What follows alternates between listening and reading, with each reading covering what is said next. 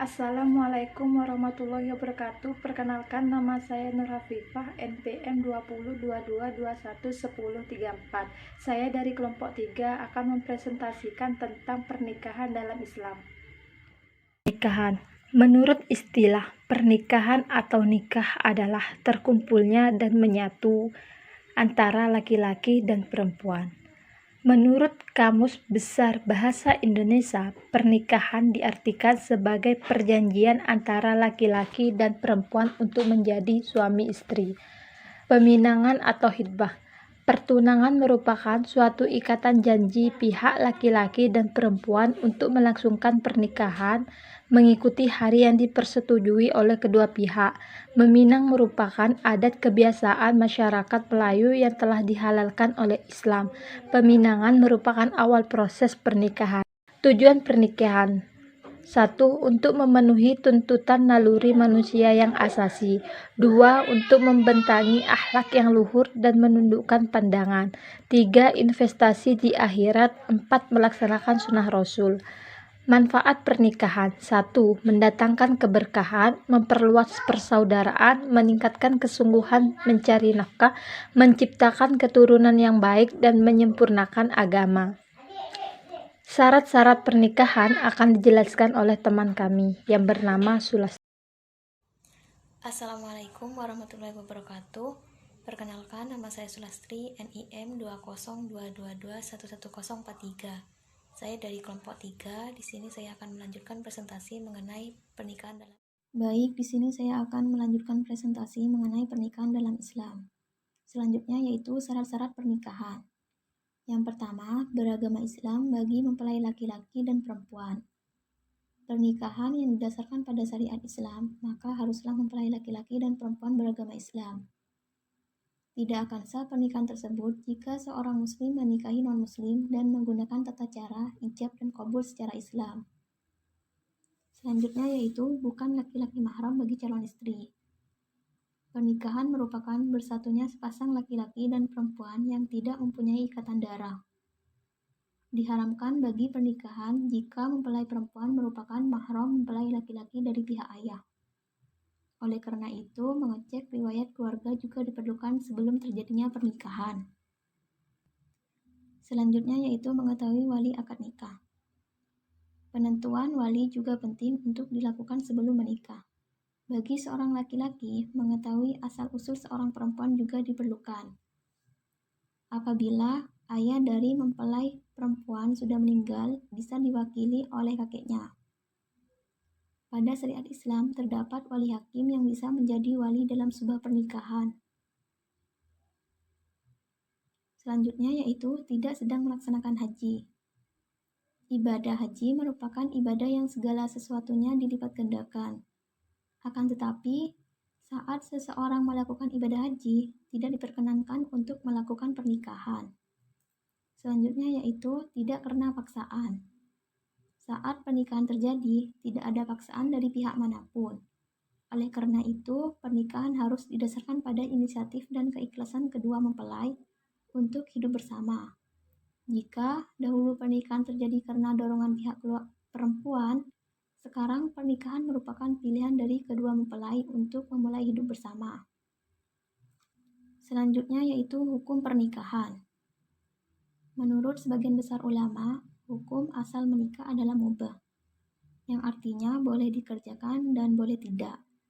Apabila dikerjakan tidak mendapat pahala, dan jika tidak dikerjakan tidak mendapat dosa. Namun menurut saya pribadi, karena Nabiullah Muhammad SAW melakukannya, itu dapat diartikan juga bahwa pernikahan itu sunnah berdasarkan perbuatan yang pernah dilakukan oleh beliau.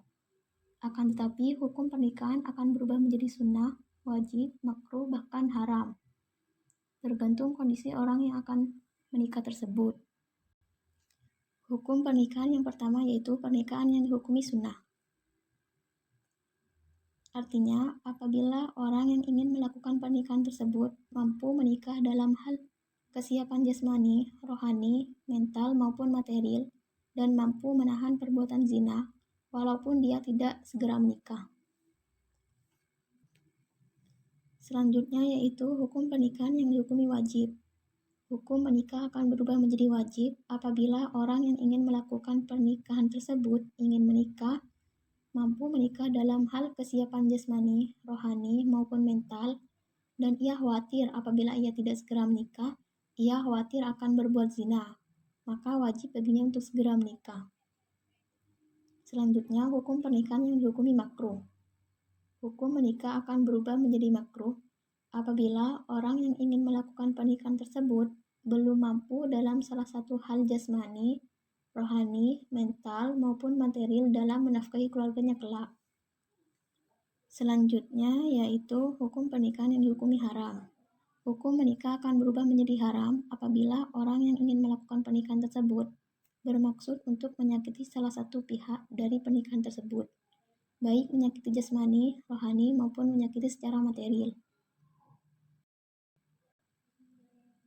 Selanjutnya, mahar. Mahar atau mas kawin adalah suatu pemberian dari pihak laki-laki kepada pihak perempuan yang merupakan salah satu syarat sah dalam sebuah pernikahan atau perkawinan. Hukum memberikan mahar adalah wajib bagi laki-laki, walaupun mahar bukan termasuk syarat sah dalam rukun nikah. Mahar dalam sebuah pernikahan dianggap penting karena selain diwajibkan oleh agama, mahar juga merupakan tanda kesungguhan dan perhargaan dari pihak laki-laki sebagai calon suami kepada calon istrinya. Selanjutnya yaitu talak atau perceraian. Di dalam Islam, perceraian merupakan sesuatu yang tidak disukai oleh Islam, tetapi dibolehkan dengan alasan dan sebab-sebab tertentu. Talak merupakan suatu jalan penyelesaian yang terakhir sekiranya suami dan istri tidak dapat hidup bersama dan mencari kata sepakat untuk mencari kebahagiaan berumah tangga. Talak merupakan perkara yang dibenci Allah SWT tetapi dibenarkan. Sekian presentasi dari saya, kurang lebihnya mohon maaf. Wassalamualaikum warahmatullahi wabarakatuh. Assalamualaikum warahmatullahi wabarakatuh. Perkenalkan, nama saya Helmi, NPM 202221024. Saya di sini akan melanjutkan presentasi dari kelompok kami.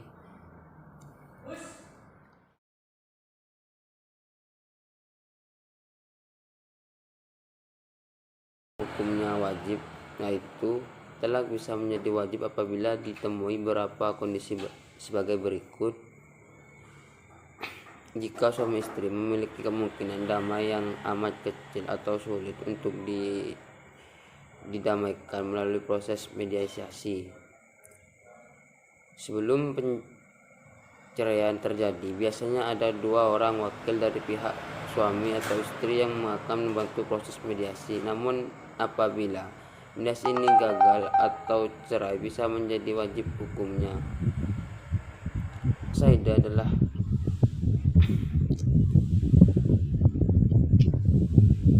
demikian kurang menghitung masa suci atau bulan secara umum dalam menentukan selesainya masa iddah. Menurut istilah para ulama, masa iddah ialah atau nama suatu masa di mana seorang wanita menanti atau menangguhkan perkawinan setelah ia ditinggalkan mati oleh suaminya atau setelah diceraikan, baik dengan menunggu kelahiran bayinya atau berakhirnya berapa kuru atau berakhirnya berapa bulan yang sudah ditentukan. Hikmah iddah. Para ulama memberikan keterangan tentang hikmah pensyariatan masa iddah. Di antaranya, 1. Untuk memastikan apakah wanita tersebut sedang hamil atau tidak. 2. Syariat Islam telah menyesatkan masa iddah untuk menghindari ketidakjelasan garis keturunan yang muncul jika seorang wanita ditekan untuk segera menikah. Masa iddah disyariatkan untuk menunjukkan betapa agung dan mulianya sebuah akad pernikahan.